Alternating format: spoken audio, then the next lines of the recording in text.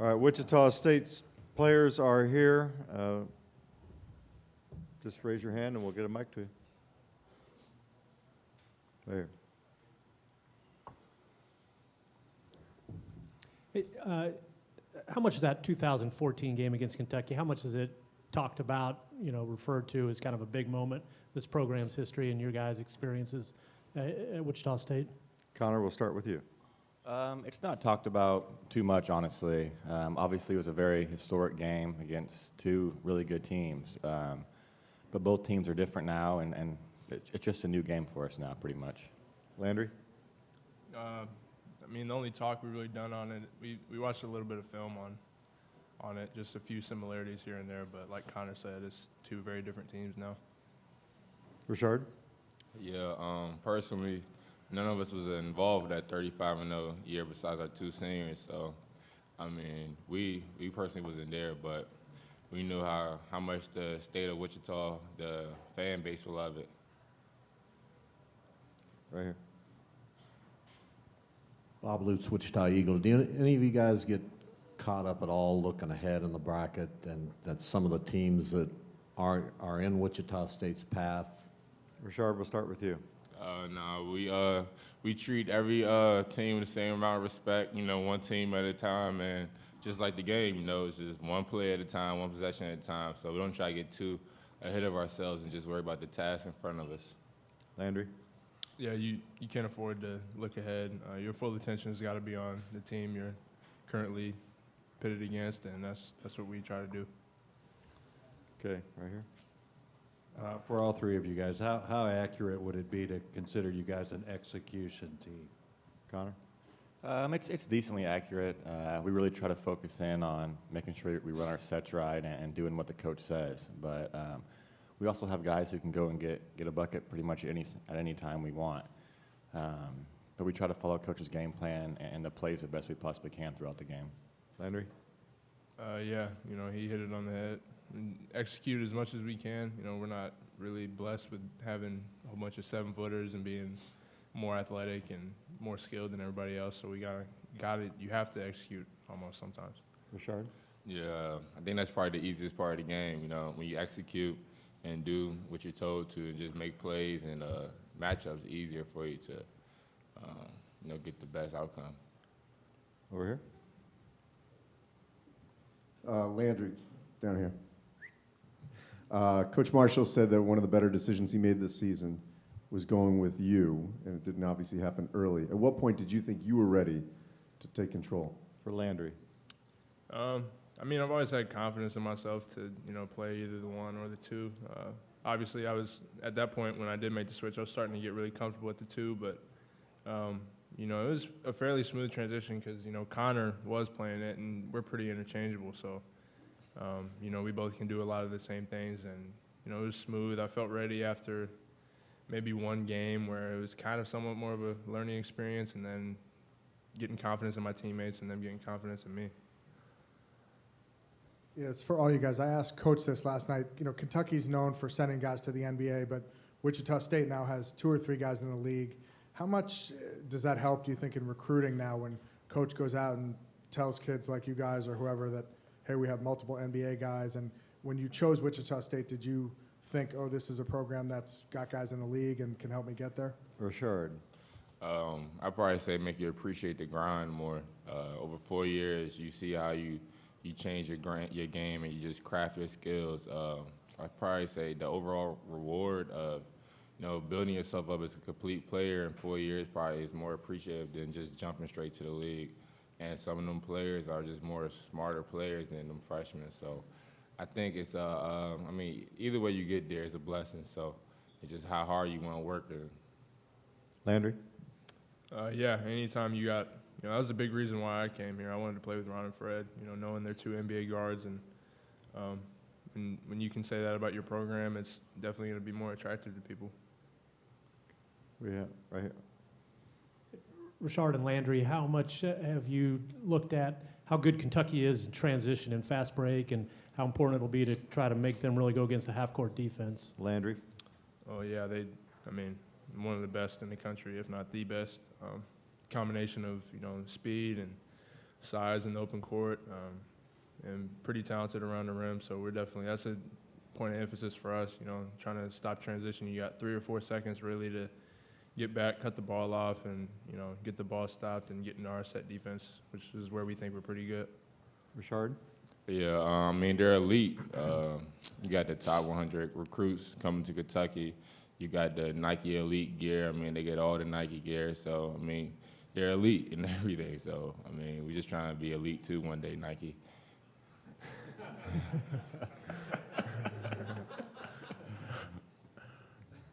You guys are on a long winning streak. What factors have contributed to that, the big, long winning streak? Start with you, Connor. I think just getting better every single day, not taking any day for granted. Even after a win, we know we have to get back to work the next day and improve on the mistakes we made the last game. But like I said, just coming to get better every single day and working on our weaknesses. Landry? Yeah, what he said, we got a great coach, and he's also a coach that's rarely satisfied. You can't really always make him happy. So every day in film, even if we win by 20 or 30, he's, ripping us or whatever about this play or that play. So that goes a long way. You're playing teams and you got to remain consistent with your preparation, and I think that's one thing that we like to hang our hat on. Right up here in front. If I remember correctly, before the 2014 game, your coach said that none of your players had even gotten a look or a form letter from Kentucky. Did any of you hear from them at all? And if not, what did they overlook in your skill set? Connor? I committed to KU my sophomore year, so it was really early for me. I knew that's where I wanted to go when I was younger, and I had that opportunity when they offered. So I committed early. So I didn't get to experience the recruitment process that much, really. Landry? Yeah, they never talked to me. And Richard? Me either. I mean, probably because I'm not 6'11", not 7. You don't have a 7'2" wingspan, but it's all good. Right back here. Landry, watching Fred last year, what kind of things did you pick up from him about the point guard? He was so patient, so under control. Nobody sped him up. Nobody got him out of his rhythm or changed him from what he wanted to do. He was just always in complete control, and that's one thing I'm still trying to get a handle on. And just staying at my pace, going at my speed, and controlling the game. Right back here. Jerry? Richard, you talked about not being 6'11", not having a 7'2" wingspan, not having the elite Nike gear. So how do you compensate for that in a game like tomorrow and you guys come out on top? Richard? I mean, you just got to do the little things, Sometimes teams like that don't focus on boxing out, checking down, defensive pressure, just little things that make us great. And I think that's kind of what make us appreciate playing and working so hard more, because we do a lot of little things that end up being a big reason why we win. Questions, please, for the players? Is that it? Okay, fellas, thanks. Oh, Jerry, do you? Just one follow-up, Richard. You talked about Coach ripping you guys even if you win by 20 or 30. Maybe it was Landry. How much are the little things the topic that he's ripping you guys about? Is that for Richard? I mean, we'll have a win, but if we get beat on the rebounding total for the game, the film next day will be terrible. I mean, we'll win by 20, but you'll be every thing in the book, So he just pushes us every day. I mean, he just wants the best from us, and I kind of respect that from him. I mean, he made all of us, all 16 of us. He just helped us mold into men throughout the year, and we definitely appreciate that from him. Right here? Yeah, sorry, Landry, just to follow up on recruiting, what schools did you consider besides Wichita State when you chose them? If I wasn't here, it'd probably be at Colorado.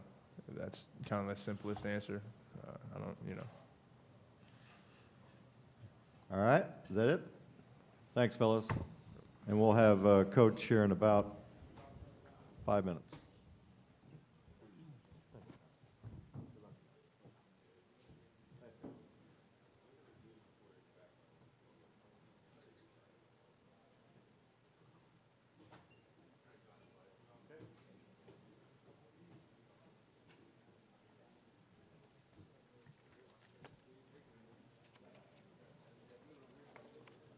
Coach Marshall is on his way.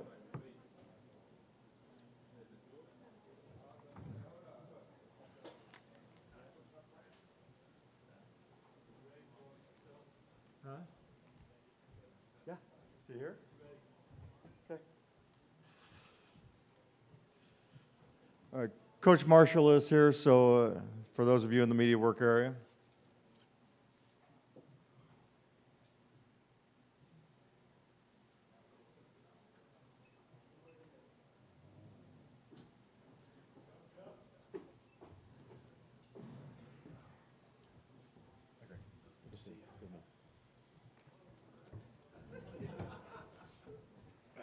Okay, we'll get started for Coach Marshall. Right here. Greg Bob Lutz, Wichita Eagle. I asked the players, and they gave the reaction I expected. But do you ever look ahead in the bracket to see who's down the road potentially? And how much fun is it for you personally to be on this kind of a stage where you're playing some of these elite programs that you get to play here? Well, when the bracket first comes out, the first thing you look at is what city are you going to and what day are you going to play. And in this case, we were able to. Last year, we had to immediately pack up and basically leave Sunday night, Monday morning to get to Dayton to play Tuesday. And then we played Tuesday late night, Thursday late night, and the first game on Saturday in Providence, Rhode Island. But this year, we got a lot more time to prepare for a Friday evening tip. So we got to Indianapolis. We knew it was Dayton. We knew we had our hands full, so we poured the majority of our energy into that game from a staff perspective. But we also saw Kentucky. We saw UCLA, I think North Carolina, Louisville or Kansas as a likely path to the Final Four. So we just, we're going to play it one game at a time. And Kentucky and Northern Kentucky was a really good game last night. I thought John Brannon's team fought really hard, probably just missed too many shots. But Kentucky, as expected, prevailed, and now we have an opportunity to play one of the great programs in the country. So we're excited, and this will be a great opportunity for us, and we just need to go out and play well. Right back here. We were chuckling a little bit because some of the players were talking about wanting Nike Elites to recognize them, and then you came in with a Nike Elite shirt. It sounds a bit like they've got a little bit of a chip on their shoulder when it comes to that stuff, that, big bad Kentucky. Is that kind of the attitude you want them to have going into a game like this? Yeah, we have some Nike Elite stuff, and I have to, to take the big stage in order to wear it. But we're excited about that. Yeah, our guys are not your five-star recruits walking in. They understand that they came to our program for a reason, to win and get these opportunities and to get better and grow as people and students and players. But this is, this doesn't get any better. You're playing Kentucky, and they're one of the handful of blue blood programs in the country. And it's something crazy like if Kentucky, UCLA, and North Carolina have 20-something national championships between the three of them. So it's quite a road, but you got to take one stop at a time. And the next game is Kentucky on Sunday, and we're excited about it. We'll go right over here. Greg, can you speak to what the coincidence that in 2014 you guys were the 1, they were the 8. The question was, how can Kentucky be an 8? Now it's the complete reverse. John saying this, how can Wichita be the 10? What do you think of that coincidence of this occurring with the same two teams 3 years apart? Well, wait a minute, John can't say that now because it was just 2 days ago when John was saying the seeds were perfect. I know that. He can't go back on that. Well, he'll be here shortly. You can tell him. I already have. I don't know if it's a coincidence or not. You know, they've got quite a sense of humor then, don't they? Those guys in that room. But the bottom line is, you know, the only two guys that remember that game, other than you media people, are Coach Cal and I. Everyone else is new. There might have been a couple of my guys that were freshmen at that point, but I can't think of too many that played in that game that are going to be playing. And I think Willie Cauley-Stein is with Sacramento, and Randall's with the Lakers, I hope. So, and I've got a few guys in the NBA from that group as well. In fact, we watched a little bit of that game with our team today just to show them how we countered Kentucky's size and athleticism. And, I mean, you saw Clee Anthony Early and Ron Baker and Fred Van Vliet and the Kentucky players that I just mentioned. It was that court was full of NBA guys, and it was a tremendous game. And I didn't even realize it until after the game what a great game it was, because I hate giving up that many points. But the way they shot it, the way we shot it, it was back and forth. And it was after that game when everyone says, what a classic game. That may have been one of the best games in X amount of years in the tournament, or the best game this year by far in the tournament. And I didn't feel that, but what I thought was really ironic that year is we were such a polarizing team. We deserve a 1 seed, we don't deserve a 1 seed. And you were either on one side of the fence or the other. And then we get the 1 seed, but we get Kentucky as an 8. I think they hedged their bet a little bit. But in the end, it took a loss to validate our team, which I think is really ironic and sad. Go ahead, Andy. So I know you started that answer by saying there's no players that were in that game, but yet then you said you actually used the game to exhibit that. How often do you do that to show teams how a coach coaches? Oh, we do that all the time. I mean, we show our team what we can to best represent what they're going to see or what they're going to face in a particular game, how they're going to defend, what their transition is like, what type of breakdown offense that they use. So we're trying to get our boys prepared for the mental part of the game, and that's the last time we played them. All right. We're going to go here and then. Greg Richard talked about little things as being a key component of what you guys do, like boxing out. How important are these little things to what you get done, and in the tournament itself when there's good players, obviously, on every team? It's interesting, Jerry, that a lot of people, and even we, refer to them as little things, but those things aren't so little. Boxing out, communicating on defense, executing, setting a great screen, being the first to the floor on a loose ball. Those aren't little things, but those are things that you can control. And I think it's interesting, if you talk to Fred Van Vliet and Ron Baker, those are some of the things that help them stick in the NBA.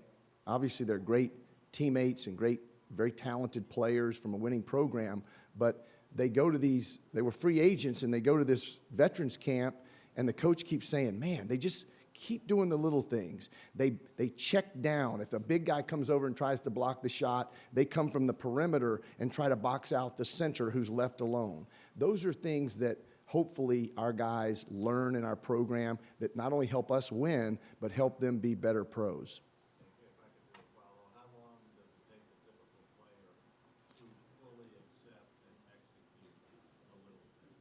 How long does it take? Yeah. Yeah. Jerry, it just depends on the player. You know, some of them come in much more in tune with what it's going to take to be a successful player in our program or at the next level.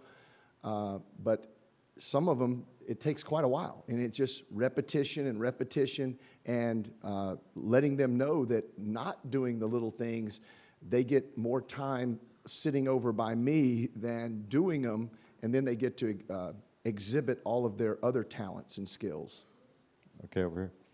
Greg, you mentioned all the NBA guys. How much does that help in recruiting now? When you go into the living room, are you mentioning these guys right away? And do you notice are you getting access to a different quality of player as a result of these NBA guys? Well, I think we are, because you look at Landry Shamet and Marcus McDuffie, for instance. Those two guys had some big-time offers, and they looked at the success that we were having as a program, and then the individuals that were having success and going on to the next level. So it takes a while to build that. It wasn't day one. We were selling a vision early. Now we're selling reality in what we have accomplished.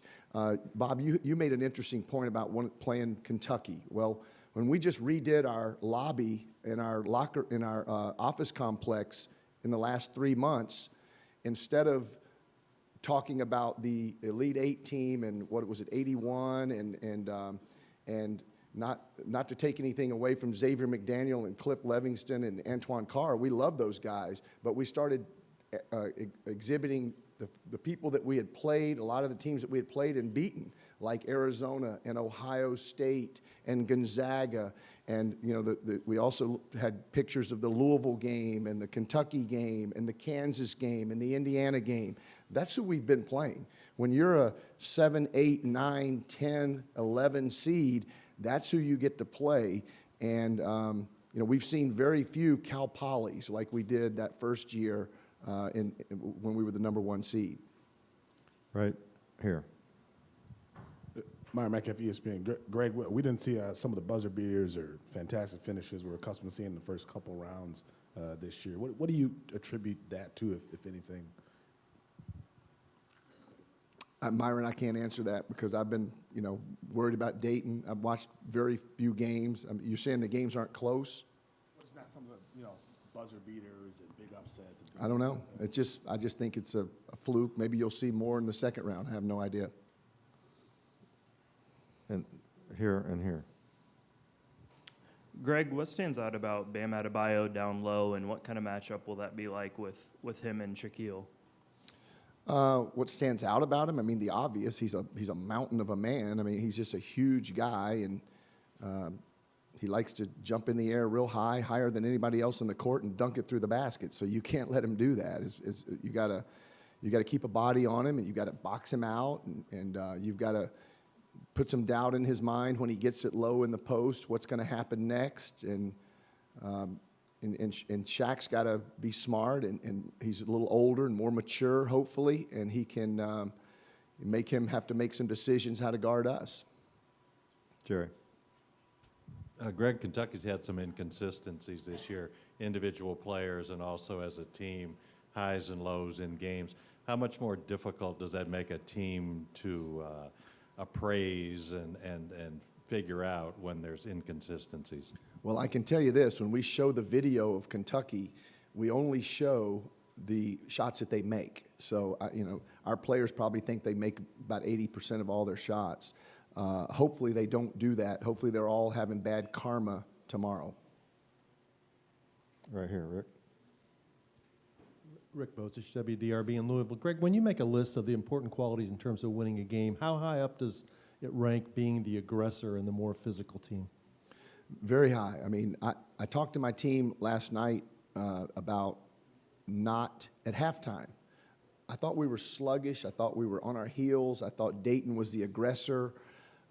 It appeared that some of the guys were in their first NCAA tournament, or even if they weren't in their first NCAA tournament, the new guys, if some of our returners were in new roles, if you will, they were more prominent players. They weren't the doo-wop singers in the background. They actually had the microphone, and they were the lead. So, they played like that was their first time. So we were much more aggressive in the second half. I think that showed in our play. So hopefully that's beyond us now, and we can play well tomorrow from the giddy up. Right here, Tim. For those of your players who are not 5 stars, what are being overlooked? Wait a minute, which ones are 5 stars? I don't have a list in front of me. I'm assuming that you've got the list. It's on that piece of paper right there. For those who are not, or all of them, what is being missed or overlooked about their abilities, or do you see that some of the elite, quote, programs are less willing to spend the time in developing them? Well, I don't know. I can't speak to the other programs about. I'm not sure that's the case. I'm sure that a lot of those programs would love to have some of our guys and develop them as players, but they can get a bigger, faster, quicker, stronger athlete coming in the door, and then develop them. And I think Cal's done a great job of that, developing guys in 1 or 2 years so to get them NBA ready. And that's maybe the difference. It takes those guys 1 or 2 years to develop NBA ready bodies and games, where our guys maybe have not quite as high a starting point. So we have to develop a little more, but we're sending some. We just haven't had the lottery picks yet. But we may be working on that. Right back here. Greg, Marcus was talking about being able to guard Isaiah Briscoe from the start and kind of going back to their matchups in New Jersey. How versatile is he? He said he can basically guard 1 through 4. Is he a guy you can use to guard basically anybody? Yeah, he and Brown and Kelly, in fact. I think that's one of the things that's been interesting about our team this year is Landry Shamet at 6'4.5", Brown at 6'6", Marcus at 6'8", and Kelly at 6'7". All those guys can guard basically 1 through 4. And it's given us some flexibility in our matchups and how we want to start games. And I didn't even know Isaiah Briscoe was from New Jersey, but obviously he is, and they've played against each other, so they're familiar with one another's game. Yeah, we could put Marcus on Briscoe, we could put him on Fox, we could put him on Monk, and that gives you a little flexibility from a defensive standpoint. Okay, Jerry, and then, yeah. Greg, you mentioned how Shaq is an older player, obviously more experienced than Bam. How can that show itself, maybe not in that particular matchup, but how can a veteran savviness show itself against maybe a younger, talented player? Well, I mean, this is his 4th NCAA tournament, and he's played in a lot of NCAA tournament games. So, and he didn't play great yesterday. He made some silly fouls. He and Pollard were both fouling each other, and it's just 2 big guys down in the mud. They're like mud wrestling down there. So we've got to get more out of Shaq tomorrow for sure. But Rono Nurger usually plays very well against big guys. He did it last year in our win against Vandy. They had 2 7-footers. One was a lottery pick, and then Cornette, and then Tarzuski, Zeus, and those big guys that Arizona had. He played beautifully against them. So he generally plays well against big guys. And then Willis, we've got a 3-headed monster at the 5.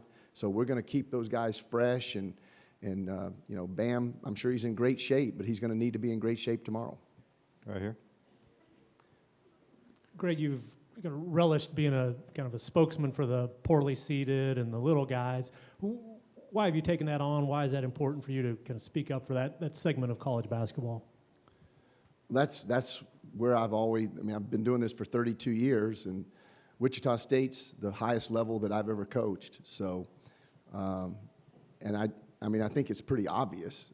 Everyone believes that in this room. If you don't raise your hand, we can have a discussion, but everybody sees it, everybody knows it, and I don't know why they continually do it, but they do, and that's just the way it is. I think they keep saying that history, what you've done in the past, doesn't mean anything this year, and they just try to weed us out, if you will. And teams like Middle Tennessee and St. Mary's and Wichita State, Gonzaga, we're just determined that that's not going to be so easy. That's the deal for us. We want to make it really hard if that's what their intent is, and it doesn't. You wouldn't think that's the case, but it certainly seems that way. We're just going to continue to make it as hard as possible for that to happen. Got time for a couple more. Right here. As a follow-up to that, how concerned are you in terms of the future of the tournament, that there's less likely going to be a Cinderella Final Four run from guys like you guys 4 years ago, or Butler, or whomever? Well, I think there'll be a non-Power 5 team win the whole thing, and maybe Villanova. I don't know what you consider Villanova last year, but they're not a Power 5, maybe a Power 6 if you want the Big East to be included in that. And they won. Yeah. Well, Butler was close. We were very close in 13, but it's going to happen. It's going to happen one day unless they decide to exclude it and break off and have a different tournament or whatever. But I was watching television before I came to practice today, and it was either on CBS or ESPN, I don't recall which, but the whole thing was talking about the tournament, first round, both days. And the whole thing was about Middle Tennessee, Rhode Island, our game, and that's what was interesting. That's what they wanted to talk about. You know, they talked about the Michigan-Oklahoma State game a little bit, and the foul with Vandy, but not much. Not much else. That was what was interesting in the tournament. So I don't know why you would want to exclude that or diminish that in any way. Why are you so confident that breakthrough will happen? Because there's good basketball being played at those levels, and good coaches and good players. And just as these guys have a chip on their shoulders, I'm sure Kermit Davis, his group has a chip on their shoulder, and Giddy Potts is a really good player, and those Aussies at St. Mary's, I mean, those are tough dudes, and Gonzaga's pretty good. So I think it's going to happen. Last question right here. Greg, that said, does tomorrow's game represent something larger? I mean, with the possibility that you're saying that you've been underseeded, you're playing Kentucky. If you win, the implications with maybe the committee in future years. I don't know what type of impact it'll have, Myron. I just know that we're going to try to play our best and win the game, and I'm sure Cal's group's got the same mindset. We both want to get to Memphis, and we're going to play as hard as we possibly can and be gritty and grimy and tough and active and energetic and passionate, and hopefully we make enough shots and get a whistle every once in a while, and the ball falls our way. Thanks, Coach. See you tomorrow. All right.